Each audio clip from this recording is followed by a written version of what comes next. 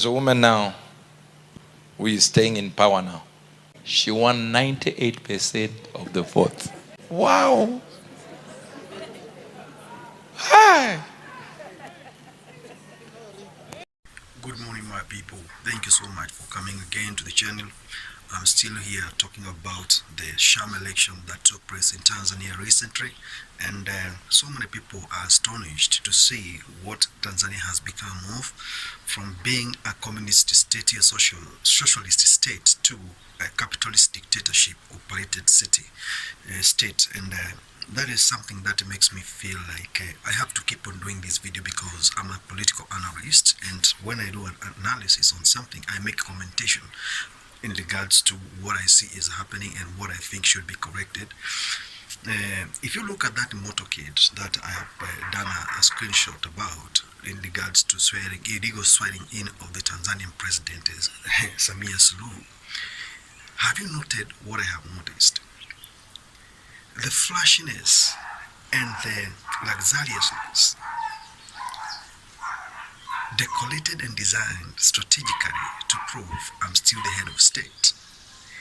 If Mwalimu Julius Nyerere would wake up from his grave today, the man who used to board a bus and go to his little home with people on board as an ordinary citizen, if today he could see the state of the art of the kind of the vehicles, the British made Range Rovers, limousines, not even ordinary Range Rover, limousines, and the presidential motorcade being used to swear in the president who has been elected by 99.9%.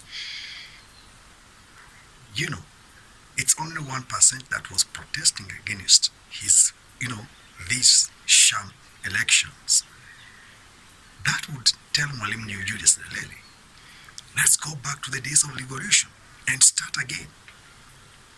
Because what this motorcade showed us is that you can oppress people, become fresh, use state machinery, make it look like you own the entire nation.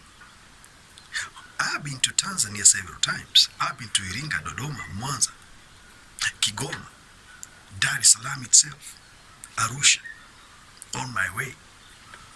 And I have seen the magnitude of poverty, the level of poverty, infrastructure, standards. And I have seen how hardworking Tanzanian people are in regard to this, and yet their leadership is displaying something that have never been seen before anywhere else in East Africa, apart maybe from Kenya. Now, Julius Nyerere, he stood for socialism. Julius Nyerere, he stood for justice. Julius Nyerere, he stood for fairness. Now I want someone to tell me, how can you be elected by 98% of vote turnout and casted in your favor, and then you have 50 or 70% of the protest turnout in all Tanzanian cities simultaneously? Why should you then go ahead and cut off the electricity and shut down the internet infrastructure? 98% vote turnout. That's a very big support. Why these people couldn't be seen participating in your swearing in a public arena? Instead, it was crafted and taken to military barrack, and a few head of states, the dictator-like ones, were invited for the occasion. This is something that everybody should taint as a sham election. Sham military-oriented swearing in. Then you want to go and compress and suppress those people who voted against you. using state machinery. Tanzanians have woken up. They are not going to be meant to be intimidated, to be suppressed anymore. What Mwalimu Julius Nyerere stood for is emerging through Gen Zs. What you're forgetting is this generation that is uprising is a generation that never tasted the freedom.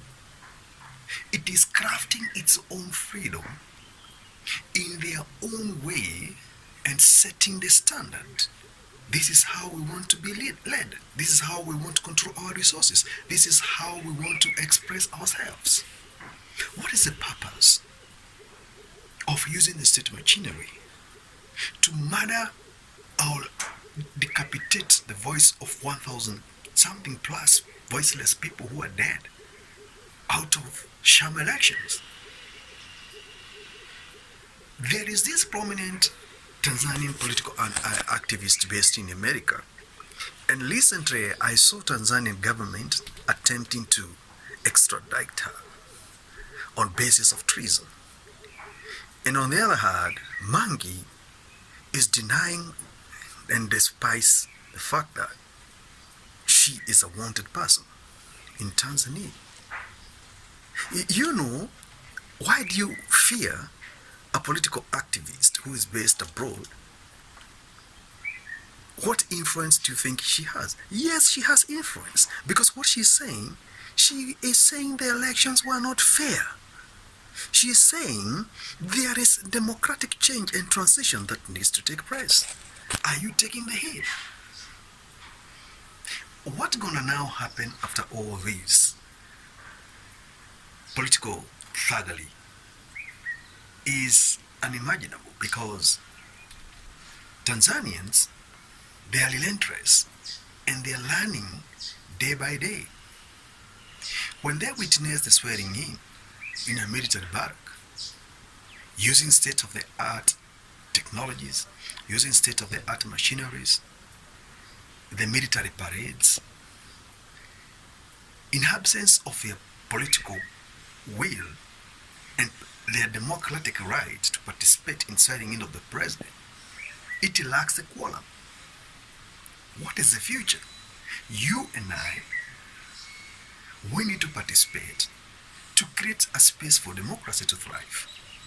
This shows the African leaders, they are still lagging behind and thinking in perception of 90s and 60s. We are in 21st century. People have woken up. They are learning. They are not divided. They are united. And we need to craft a way of unification. In East Africa, we are having this problem.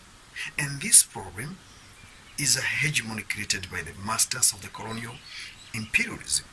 We need to get rid of it. I'm not a political bystander. I my own opinion, allegedly.